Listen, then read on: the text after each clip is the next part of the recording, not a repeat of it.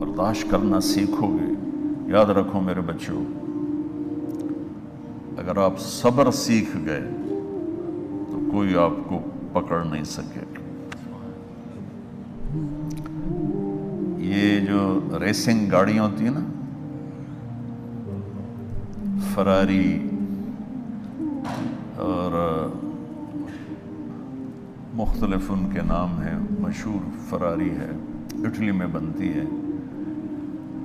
Lamborghini, یہ دونوں بنتی ہیں وہاں اٹلی میں. اور اس میں جو آدمی جا رہا ہو اس کے لیے سپیڈ لمٹ کی قید کوئی نہیں، ورنہ سب گاڑیوں پہ 120 کلومیٹر پر کے اوپر جائیں گے تو جرمانہ ہوگا.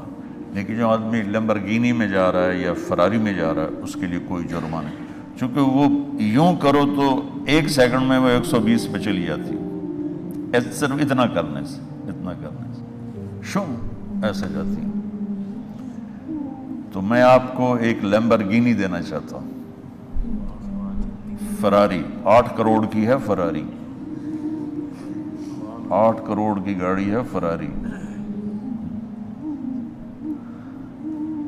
کئی دفعہ وہاں جب جاتا ہوں تو کوئی نہ کوئی بٹھا دیتا ہے، یہ آپ کو ذرا سیر کرائیں. وہ ہمارے کو تو شوق کی کوئی چیز ہے نہیں، وہ نوجوانوں کے شوق کی چیز ہے. تو 8 کروڑ کی گاڑی ہے، میں مفت آپ کو دے رہا ہوں. وہ ہے صبر. آخرت کے سفر میں اگر تیز چلنا چاہتے اور سب سے آگے نکلنا چاہتے ہو تو صبر کی فراری پہ سوار ہو جاؤ. تمہیں کوئی پکڑ نہیں سکے گا، تمہارے کوئی قریب بھی نہیں آ سکے. کہ دنیا میں صبر کرنے والوں کا قحط آ گیا. بڑے بڑے علماء ہیں اخلاق سے خالی، بڑے بڑے علماء ہیں صبر جانتے ہی نہیں. اور پورا معاشرہ، سر علماء، تم کل کے علماء ہو اس لیے علماء کی بات کر رہا ہوں، ورنہ پورا معاشرہ میرے بچوں صبر سے خالی ہے. تم سیکھو.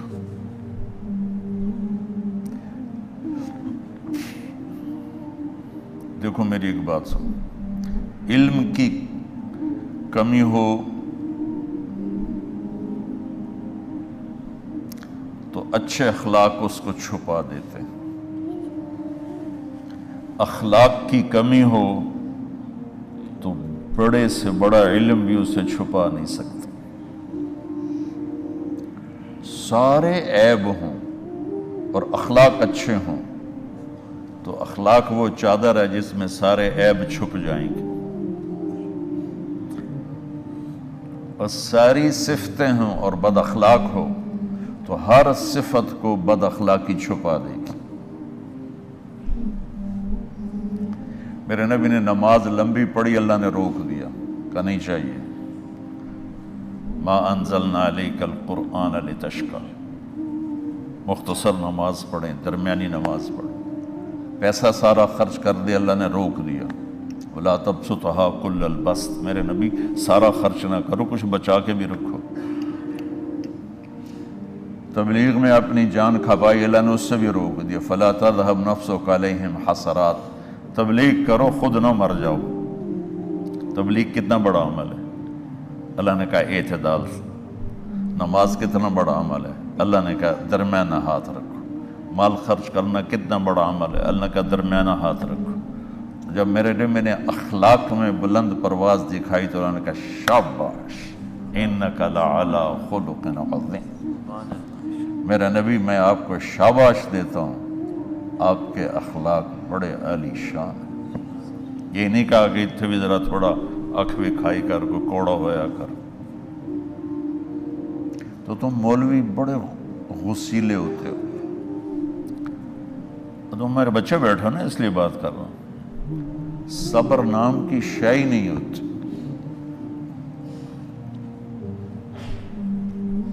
فقہ پڑھنا تو ہماری مت ماری جاتی. قرآن کو بھی فقہ کے انداز میں پڑھتے ہیں، حدیث کو بھی فقہ کے انداز میں پڑھتے ہیں. بخاری سے زیادہ امام بخاری پڑھاتے ہیں. ترجمۃ الباب پہ اتنا وقت لگا دیتے ہیں کہ حدیث جو اصل چیز ہے اس کی طرف توجہ نہیں جاتی. امام بخاری کی کتاب کا مقدمہ کوئی نہیں، تو اس پر جب بخاری شروع ہوتی ہے تو ہفتہ ہفتہ اس پہ سبق چلتا ہے کہ امام بخاری نے مقدمہ کیوں نہیں لکھا. جی میں سارے مل کے یعنی امام صاحب نے تو گلاں کی جانا.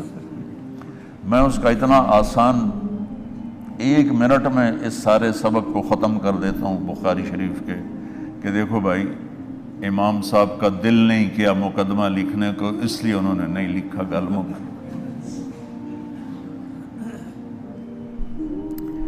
ایک حدیث کے عنوان اور حدیث میں جوڑ نہیں تھا، تو شیخ رمزی بہت بڑے فاضل آدمی ہمارے فیصل آباد، میں نے کہا شیخ یہ جوڑ کوئی نہیں.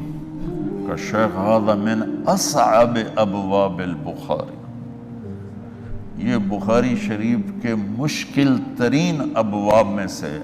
میں نے کہا بڑا آسان کام ہے، امام بخاری بھول گئے، ترجمہ کوئی اور تھا، حدیث کوئی اور لکھ دی، بھول گئے. بشر ہی تو ہیں، کیوں بچوں نے مصیبت پان دیا. تو بچوں شوق سے جاؤ، بہانے نہ کرو. ہماری ذرا تھوک ڈال کے پیٹ میں درد، وہ شامہ پہ جان گیا پھر توڑیاں. ٹھیک ہے نا، میں زیادہ بول نہیں سکتا ہوں، ضروری سمجھ کے آیا تھا کہ تم خوشی سے جاؤ.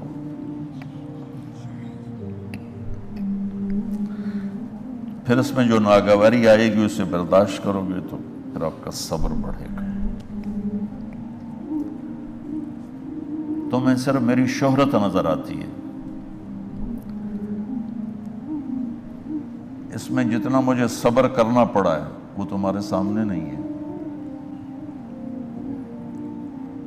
جتنی کڑوی گولیاں میں نے کھائی ہیں لوگوں سے وہ تو تمہیں نہیں پتا. اب تمہیں اتنا نظر آتا ہے کہ واہ واہ ہو رہی ہے آگے پیچھے لوگ.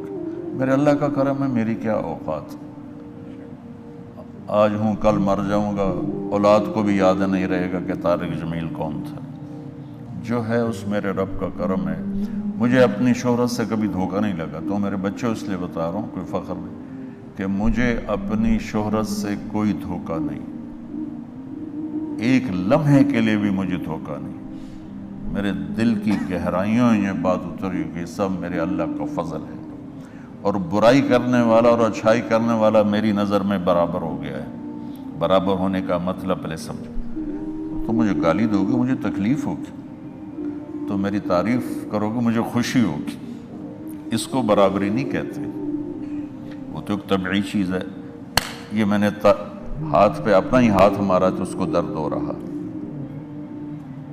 تو اگر میں مولوی شوکت صاحب سے بدتمیزی سے بات کروں گا تو ان کو تکلیف ہوگی، اور میں ان کی قربانیاں بیان کروں گا. یہ ذرا کھڑے ہونا، ادھر ہاتھ دو. یہ اس سارے نقشے کے بانی ہیں. یہ پہلی اینٹ ہے. یہ 3000 روپے اس وقت لے رہے تھے 1985 میں 86 میں کراچی.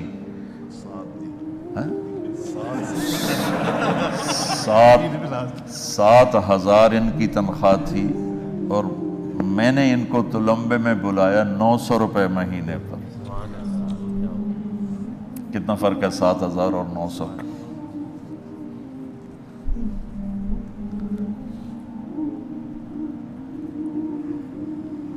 لوگ میری تعریف کرتے ہیں، میں اللہ کا شکر ادا کرتا ہوں، اور اس پہ میں تکبر میں نہیں آتا. یہ ہے مدح اور ذم برابر ہو جائے، یعنی تعریف کرنا اور برائی کرنا برابر ہو جانے کا مطلب یہ نہیں ہے کہ برائی سن کے اثر نہیں ہوتا اور تعریف سن کے اثر نہیں ہوتا. نہیں، برابر ہونے کا مطلب بتا رہا ہوں. اس کی توفیق، تائید، رحمت اپنی اولاد کو بتا رہا ہوں، کوئی میری تعریف کرتا ہے میں اللہ کا شکر ادا کرتا ہوں اور اپنے آپ کو بھولتا نہیں ہوں، کوئی میری برائی کرتا ہے تو میرے دل میں اس کے لیے کوئی منفی جذبہ نہیں پیدا ہوتا۔ یہ ہے اچھائی برائی کو برابر کر دینا۔ کہ میرے اوپر مختلف الزام لگتے ہیں تو میں ان کو پی جاتا ہوں اور اس طرح کا معاملہ کرنے والوں سے اپنے دل کو بالکل صاف رکھتا ہوں، بالکل صاف، اور میرا ان سے معاملہ اسی طرح ہوتا ہے جیسے پھر آؤ جی